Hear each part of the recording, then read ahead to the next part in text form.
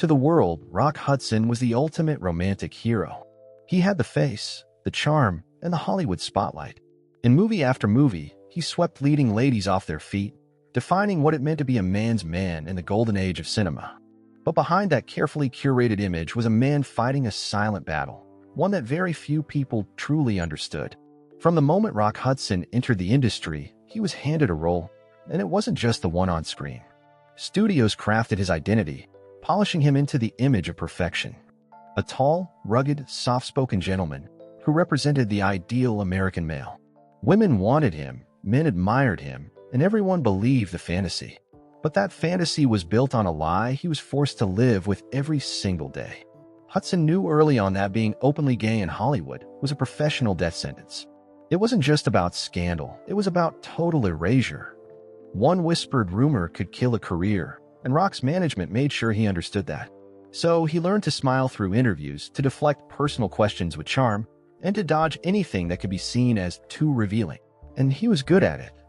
The pain wasn't just in what he had to hide, but in what he had to pretend. Dating women in public, playing the devoted husband on screen and off, attending events with a beautiful starlet on his arm, all while his real life remained locked behind closed doors. He had to watch his friends in similar positions were outed, humiliated, or blacklisted. The stakes weren't just social, they were financial, personal, even dangerous. But Rock's secrecy didn't mean he lived without love. Behind the polished facade, he carved out quiet spaces where he could be himself. Private parties, hidden getaways, and carefully guarded relationships became his reality. Every connection had to be weighed against the risk. Every moment of intimacy came with a price. Still, he sought out love where he could find it, though always on someone else's terms. Some say that the double life made Hudson a better actor. That all the pretending, the emotional juggling, gave his performances a depth others couldn't fake. And maybe that's true. But it also broke pieces of him that would never fully heal. Living a lie doesn't just tire the mind, it exhausts the soul. This wasn't just Rock Hudson's burden. It was the unspoken reality for countless actors like him, men forced to play a part every day of their lives. But Hudson was different. He was the face of a generation, a symbol of everything Hollywood claimed to value. And that made his secret even heavier. And just when you think he couldn't possibly keep it all together, the cracks began to show, especially when private relationships threatened to spill into public view. Rock Hudson didn't build his double life alone. In fact, it was practically designed for him by the studio system, a powerful, manipulative machine that knew how to protect its stars while keeping the truth buried deep. In the 1950s and 60s, major studios controlled everything: the films, the press, and most importantly, the public image of their biggest moneymakers. And Rock Hudson was one of their most valuable assets. Hudson's agent, Henry Wilson, was notorious in Hollywood, not just for discovering talent, but for reinventing it. Wilson created entire personas, complete with new names, voices, backstories, and dating lives. For Hudson, that meant transforming Roy Harold Scherer Jr., a shy gay man from Illinois, into Rock Hudson, the heartthrob every woman dreamed about. And when reality threatened that illusion, the machine went into overdrive. The studio's most powerful weapon: misinformation. If a whisper about Hudson's sexuality started spreading, the studio would counter it with a staged date night or a conveniently timed romance rumor. Publicists planted stories in gossip columns. Photos were arranged with actresses who had been briefed to smile, flirt, and disappear quietly after the flashbulbs popped. These weren't relationships, they were distractions. And they worked. Then came the ultimate cover, marriage. When speculation around Hudson's private life started growing too loud, Henry Wilson stepped in with a solution: a quick, convenient marriage to Phyllis Gates, who just so happened to be Wilson's secretary. The marriage didn't last long, but it served its purpose. It silenced the tabloids and gave Hudson just enough of a heterosexual storyline to keep the questions at bay, at least for a while. But even with all the smoke and mirrors, cracks still formed. People on film sets whispered. Assistants noticed patterns. Reporters sometimes got too close for comfort. That's when the studios used their final tool: intimidation. Journalists who dug too deep were blacklisted from premieres or denied access to other stars. Actors who refused to play along risked losing their careers entirely. The message was clear: you play the role we give you, or you're out. Hudson, like many others, had no real choice. He wasn't just protecting his own image, he was upholding the illusion that the entire industry depended on. And the truth? It was never about morality. It was about money. Rock Hudson was a brand, and the brand couldn't be gay. But the heart of the studios worked to hide the truth. The more rumors spread behind the scenes. Secret relationships, strange arrangements, and private rendezvous that couldn't be explained away forever. Hudson's world was getting smaller, and the line between his two lives was wearing thin. And then came Jack Coates, one of the earliest and most serious men in Rock's life, a relationship that could have changed everything if it ever came to light. Before the world even suspected that Rock Hudson's personal life was a carefully guarded secret, there was Jack Coates, a man few people knew, but one who played a pivotal role in Hudson's early years navigating fame and identity. Their relationship wasn't just a fleeting connection. It was one of the few times Hudson allowed someone past the wall he built between himself and the world. Jack Coates wasn't a Hollywood actor. He wasn't a producer or director. In many ways, that made the relationship even more dangerous. He didn't have a carefully managed image or a career the studio could manipulate. He was a regular guy in a world where everything around Hudson was manufactured. And yet, for a brief moment in time, Coates represented something rare in Hudson's life: authenticity. They met quietly, away from flashing cameras, press agents, and the suffocating rules of the studio system. And in the early years of Hudson's fame, Jack became more than just a companion. He was a confidant, a safe space in a world that demanded perfection. The two were known within close circles as inseparable.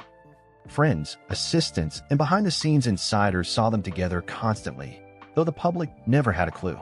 But the problem with having something real in a world built on lies is that it never stays quiet for long. As Hudson's fame skyrocketed, so did the risks. Tabloids were sniffing around, looking for any hint of scandal. The studio began to worry that Coates was too visible, too often around, and asking too many questions. Rumors started swirling, some vague, some pointed. And as always, when the studio caught wind of it, they didn't ask questions. They gave orders. Suddenly, Jack was no longer welcome on set. Invitations stopped coming. Hudson was warned, directly, that continuing the relationship could cost him everything. And for a man who had spent years clawing his way to the top, the threat wasn't something he could ignore. With the pressure mounting, the relationship began to fray. It wasn't a dramatic breakup. There were no public fallouts or emotional declarations. It was quieter than that. Just two people forced apart by a system that didn't allow them to exist together. 4 years afterward, Coates remained a ghost in Hudson's story. Some insiders mentioned him in hushed tones, recalling how happy Rock had seemed during that time. Others said Coates was the one who got away, the one who made Rock think, even for a moment, that maybe there was a life beyond the script. But like so many relationships hidden by time and fear, theirs faded into the shadows. Still, the story of Jack Coates lingers because it was one of the few times Hudson dared to get close. And as we'll see, he wasn't the only actor trying to do the same, because when rumors swirled about another handsome leading man, Tab Hunter, everything began to shift once again. Tab Hunter was the golden boy of 1950s Hollywood. Blonde hair, piercing eyes, and that all-American smile made him a dreamboat in the eyes of every teenage girl, and a massive box office draw. But what most fans didn't know was that, like Rock Hudson, Tab was living a secret life.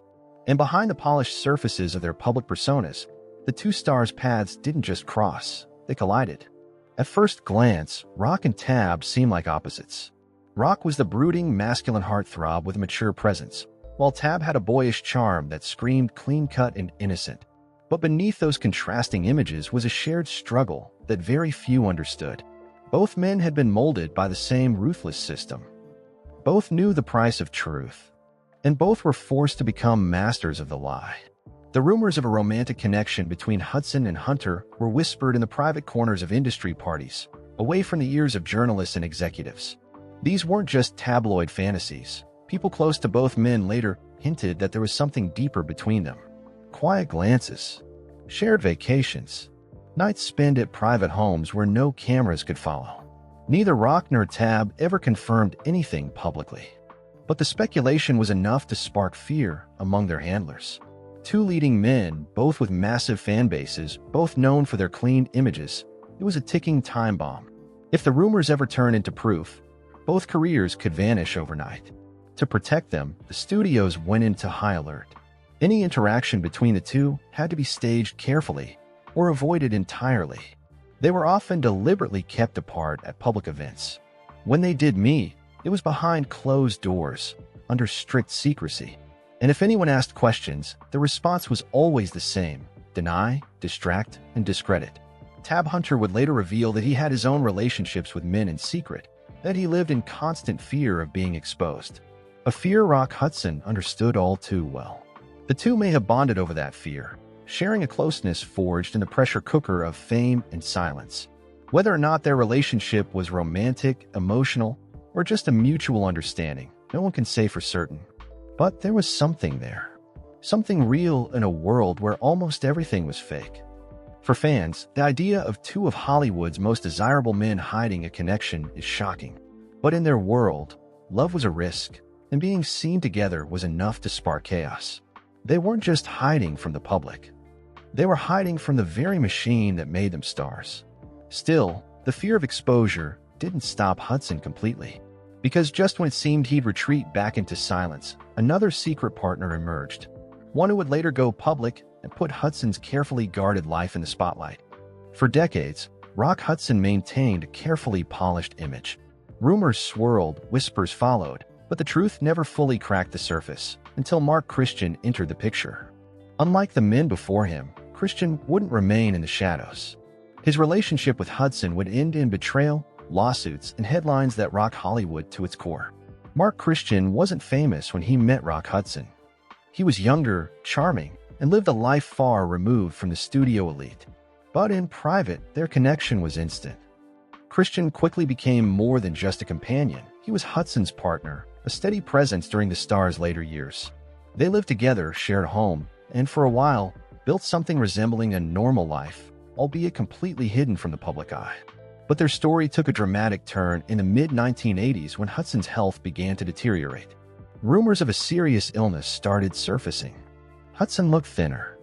His once vibrant presence dimmed. Then the shocking truth was revealed. Rock Hudson was suffering from a devastating illness, one that carried a heavy stigma at the time and forced conversations the industry had long avoided. What made the revelation even more explosive wasn't just the diagnosis. It was the fact that Hudson had allegedly kept it from Mark Christian. Christian claimed he had no idea, and when the news broke publicly, he was blindsided.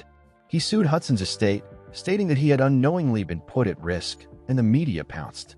For the first time, Rock Hudson's personal life wasn't just whispered about. It was splashed across headlines. The lawsuit dragged Hudson's private world into the spotlight, and for many, it was the first confirmation of what had long been suspected. People suddenly realized just how much Hudson had hidden, and how far the industry had gone to protect the lie. Christian's testimony painted a picture of a deeply closeted man trapped by fame, fear, and the weight of a carefully built illusion.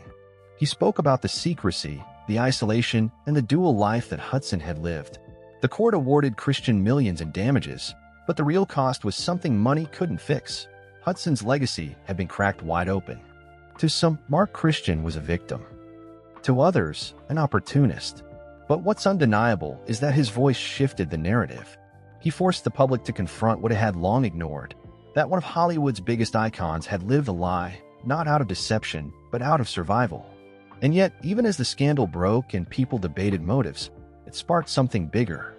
People began asking questions not just about Hudson, but about others like him. Suddenly, the old stories started coming back. The secret relationships, the hushed affairs, the hidden lives of other beloved stars. And at the center of many of those stories was another familiar name, James Dean. James Dean was the ultimate icon of cool. His smoldering stare, rebellious spirit, and tragic end turned him into a legend. But behind the leather jacket and cigarette-holding mystique was a story even Hollywood couldn't script, a side of Dean that very few ever got to see. And according to whispers from the Golden Age, Rock Hudson might have been one of the few who did. Dean and Hudson couldn't have been more different, at least on the surface. Hudson was clean-cut, polished, and studio-trained. Dean was raw, unpredictable, and refused to play by the rules. Yet somehow their paths intersected at just the right time. They worked in the same circles, starred in the same films, and both found themselves on the set of Giant, a project that would change their careers and possibly their personal lives. On that set, the tension between them was noticeable. Some claimed it was creative differences. Others said it was ego. But there were a few people behind the scenes who suspected something else entirely. Something deeper. A kind of mutual curiosity that went beyond acting methods or screen presence. Rumors started that the two leading men had a connection that extended past rehearsals and late-night script revisions. It was never confirmed, never caught on camera, but insiders said the energy between them was undeniable. Some claimed Dean challenged Hudson in a way no one else did. Others said Hudson was intrigued by Dean's defiance, his refusal to conform in a world that demanded perfection. But here's where things get more complicated. James Dean himself was a mystery, a puzzle few could solve. While he had relationships with women, there were persistent whispers that he also had intimate connections with men. A few even alleged that Dean once said he wasn't interested in labels and that he lived for the moment, whatever that meant. Whether that was youthful defiance or a cryptic confession is still debated. Rock Hudson, by contrast, was more cautious. Every move was calculated. He knew what was at stake. So if anything did happen between them, it would have been behind tightly closed doors. No witnesses, no evidence, and certainly no paper trail. But decades later, the story still lingers. The idea that two of Hollywood's biggest stars, both trapped in different kinds of cages, might have found brief solace in one another continues to fascinate. After Dean's sudden and tragic death, Hudson never publicly commented on their relationship. But those who were close to him said Dean's passing hit him harder than expected. Whether it was grief, guilt, or something unspoken, we'll never truly know. But their story is another crack in the facade of old Hollywood, another reminder that the industry's golden image was often a mask hiding something much more complicated. And the list didn't stop there. Because as Hudson's name continued to come up in old stories and new investigations, another familiar face emerged, one who played his lover on screen and some claim off screen too. Anthony Perkins is forever remembered for his haunting role as Norman Bates in Psycho, a performance that chilled audiences and redefined horror.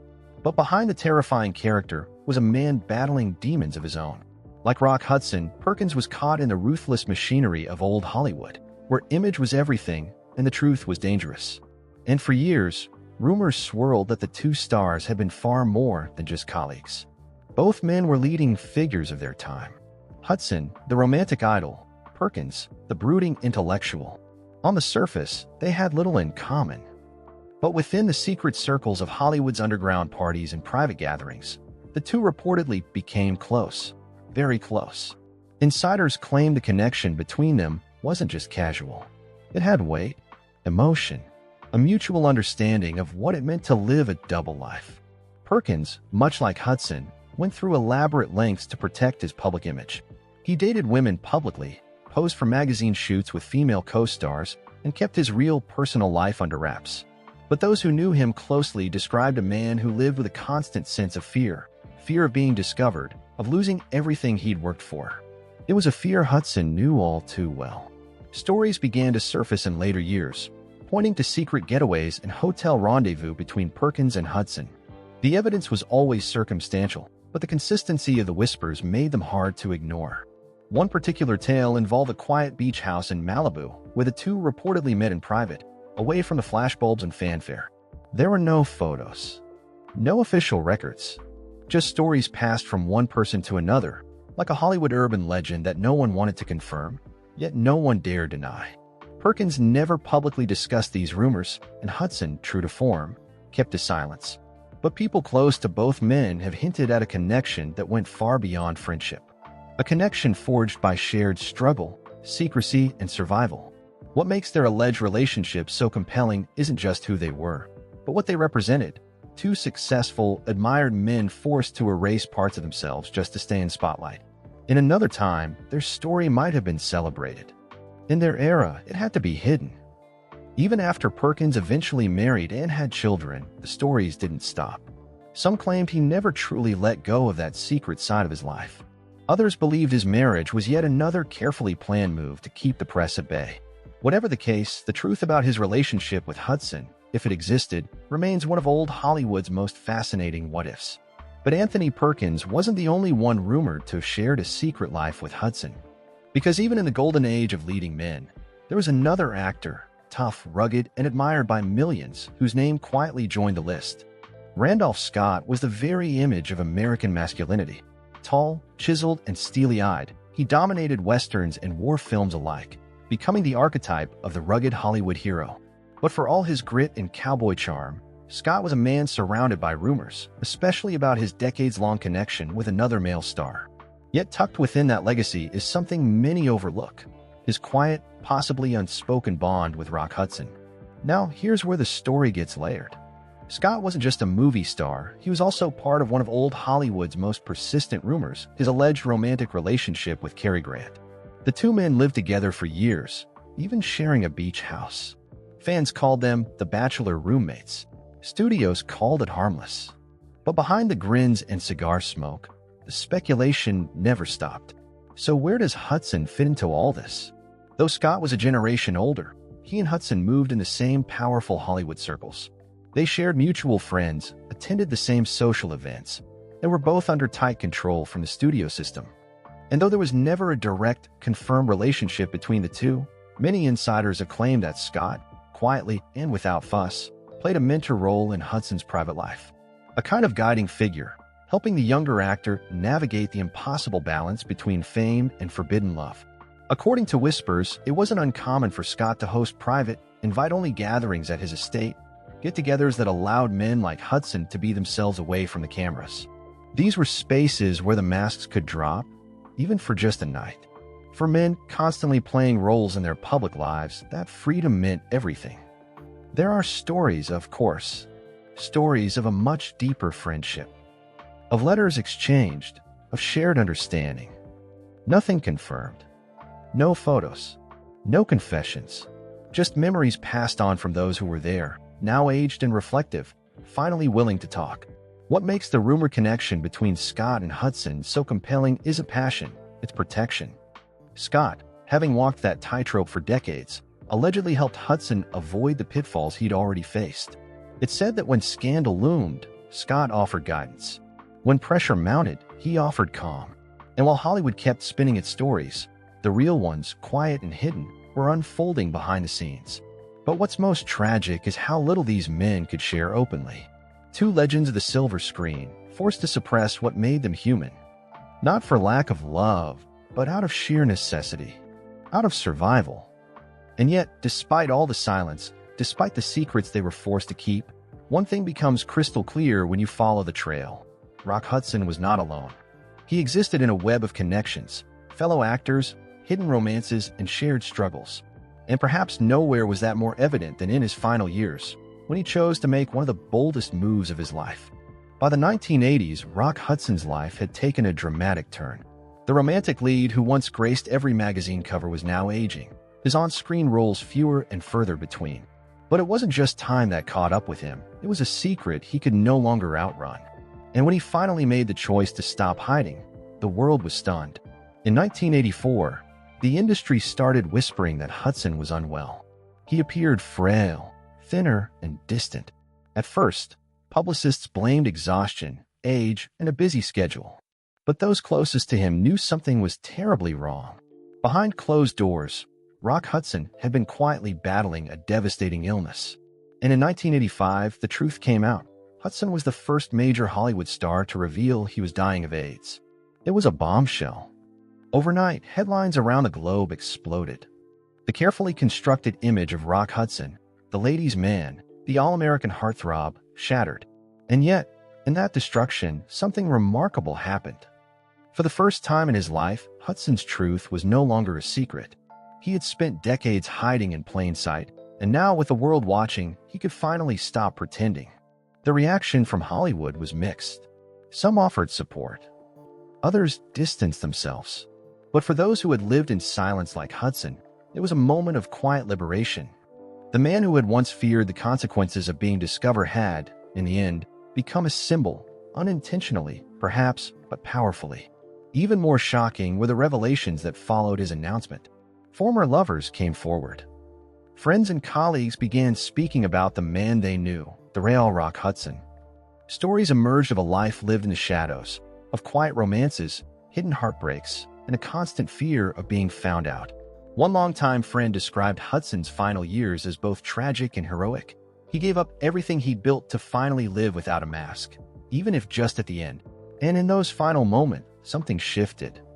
For the first time, the world began to talk openly about the pressures gay actors faced in Hollywood. Conversations that had once been whispers became headlines. Hudson's diagnosis forced an industry and a nation to confront a truth it had long buried. But Hudson never gave interviews about his personal life. He never named names. He didn't write a tell-all or expose anyone else. Even as the end approached, he maintained a protective silence, not just for himself, but for every man he had ever loved in secret. His final act wasn't a performance. It was a quiet kind of bravery. A decision to stop hiding, not for attention, but for peace. But even as the curtain fell, one last mystery remained. An alleged lover, never confirmed but often speculated about. A man whose name still sparks curiosity whenever Hudson's story is told. Even after Rock Hudson's passing, there remained one name that surfaced again and again, spoken in hushed tones, written between the lines of memoirs and hinted at in interviews. He was never officially identified, but to those who knew Rock best, this man represented something different. Not just another affair or fleeting connection, but something deeper. Some believe he may have been Hudson's greatest love, the one he never exposed, even with everything else out in the open. Unlike others who were rumored to be linked to Hudson, like Anthony Perkins, Tab Hunter, or even James Dean, this final figure never chased fame, never sought the spotlight, and never spoke publicly. He was said to be someone outside the Hollywood machine, someone Rock trusted in a way he rarely could. Insiders refer to him only as the companion, and he was often seen quietly by Hudson's side in the actor's later years. A few staff members from Hudson's inner circle described a man who stayed with him during hospital visits, who managed his affairs when he could no longer do so himself. Not a manager, not a relative, just someone who was always there. And while the press scrambled for juicy details and sensational headlines, this man never sold a story, never gave an interview, and never asked for credit. What made this final chapter so haunting is what it says about Hudson's life. He had been adored by millions, photographed with the most glamorous women in Hollywood, but in his private world, his most important relationships had to remain invisible. And even at the end, when the mask had finally slipped, he still chose to protect this one man's identity. That silence, more than any confession, spoke volumes. Some say this decision reflected Rock's true character. That even after the betrayal of the studio system, after the forced romances and the fake publicity stunts, he still believed in dignity, privacy, and protecting the people he cared about. It's a heartbreaking reality, one where love could only exist in the shadows, never fully seen, never fully recognized. And that's the tragedy of Rock Hudson's story. Not just the illness that took him too soon, but the years stolen by fear. The love stories he could never tell. The partners he couldn't walk beside in public. The truth he could only whisper, never speak. But his legacy lives on in a way he never could have predicted. Today, the name Rock Hudson doesn't just evoke stardom. It evokes strength, honesty, change. His final years, painful as they were, sparked conversations that helped countless others step out of the shadows he had once lived in. And maybe, just maybe, that was the point. In the end, Rock Hudson's greatest role wasn't a character on screen. It was the man he tried so hard to be in real life.